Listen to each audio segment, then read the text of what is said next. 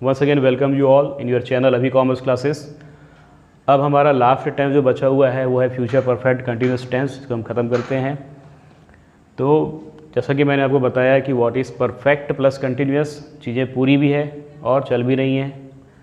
यहाँ पे कुछ वर्क फ्यूचर में पूरा भी होगा और चल भी रहा होगा, मीन्स काम कंप्लीट भी होगा और चल भी रहा होगा, तो उसको हम कहेंगे फ्यूचर परफेक्ट कंटिन्यूस टेंस।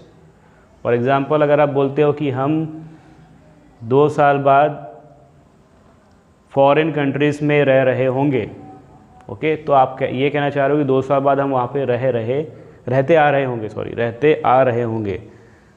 तो प्रेजेंट परफेक्ट कंटिन्यूस टेंस में हमने आ रहा है, आ रही है, आ रहे हैं ये पढ़ा, क्योंकि वो है वहाँ पे लग रहा था प्रेजेंट टेंस के कारण।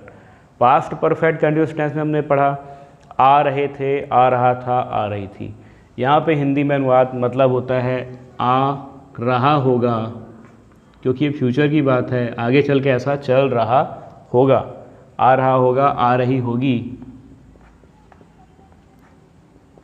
एंड आ रहे होंगे, मीन्स हम कोई काम इन फ्यूचर करते आ रहे होंगे, हम फॉरेन कंट्रीज़ में रहते आ रहे होंगे, हम अपना घर बनवाते आ रहे होंगे, चल रहे होंगे, इस तरीके से। तो उतना यूज़ इसका स्पीकिंग में नहीं होता फ्यूचर परफेक्ट कंटिन्यूस टेंस का, but you should know the structure of future perfect continuous tense. Okay, तो इसका स्ट्रक्चर बनता है subject plus will have been. Will have आपने पढ़ा है फ्यूचर परफेक्ट टेंस में हेल्पिंग वर्ब, उसके साथ बीन लग गया, प्लस वर्ब का first form and ING. As I said you earlier कि जितने भी परफेक्ट कंटिन्यूस टेंस है सब में आईएनजी फॉर्म लगने हैं, प्लस ऑब्जेक्ट। ओके, अब ये हेल्पिंग वर्ब है विल हैव बीन। तो आपको विथ ऑल दी सब्जेक्ट्स, जितने भी सब्जेक्ट हमने ग्रुप बनाए हैं, I you we they he she it name, with this all you have to use will have been। सभी के साथ ही आपको will have been का यूज़ करना है। तो हमारा सिंपल सेंटेंस क्या बनेगा? You will have been living in Raipur. तुम रायपुर में रहते आ रहे होगे, मीन्स बहुत ज़्यादा आप डीप में फ्यूचर की बात कर रहे हैं। जनरली स्पीकिंग में इसका यूसेज बहुत ही कम या नहीं के बराबर ही होता है। तो हिंदी में इसका मतलब हो जाएगा तुम रायपुर में रहते आ रहे होगे।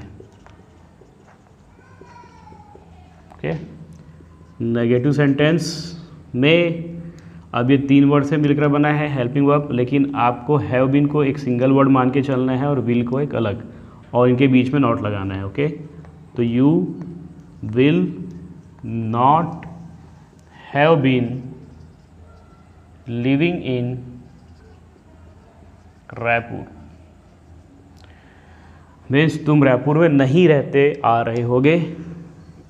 इंट्रोगेटिव प्रश्नवाचक बनाना है आपको, तो केवल विल को बाहर कीजिए।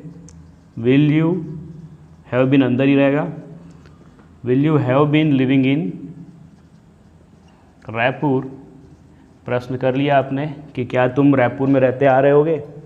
And negative of interrogative sentence होगा will you not have been living in Raipur, क्या तुम रायपुर में नहीं रहते आ रहे होगे। ओके, तो ये था हमारा last tense future perfect continuous tense. I hope कि पूरे 12 टेंस आपको सिंपल एक्सप्लेनेशन के साथ क्लियर है। और कोई डाउट होती है आपको तो ज़रूर पूछिए कमेंट बॉक्स में, आपके डाउट का सॉल्यूशन हम करेंगे।